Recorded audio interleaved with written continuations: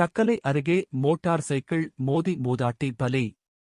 கன்னியாகுமரி மாவட்டம் இரணியல் அருகேயுள்ள நெய்யூர் கக்கோடு பகுதியைச் சேர்ந்தவர் காசிதங்கம், வயது 69.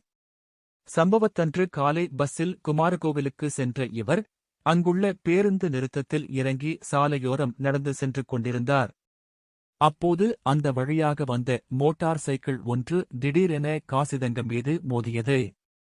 இதில் தூக்கி வீசப்பட்ட அவர் பலத்த காயமடைந்தார். உடனே அக்கம் பக்கத்தினர் அவரை மீட்டு தக்கலை அரசு மருத்துவமனைக்கு சிகிச்சைக்காக அனுப்பி வைத்தனர். பின்னர் அங்கிருந்து மேல் சிகிச்சைக்காக அவர் ஆசாரிப்பள்ளம் அரசு மருத்துவமனைக்கு அனுப்பி வைக்கப்பட்டார். அங்கு அவருக்கு தீவிர சிகிச்சை அளிக்கப்பட்ட வந்த நிலையில் சிகிச்சை பலனின்றி இன்று காலை அவர் பரிதாபமாக உயிரிழந்தார். தொடர்ந்து இதுகுறித்து தக்கலை போலீசார் இருசக்கர வாகனத்தை ஓட்டி வந்த போவன்கோடு பகுதியைச் சேர்ந்த ரிதீஸ் என்பவர் மீது வழக்குப் பதிவு செய்து விசாரணை நடத்தி வருகின்றனர்.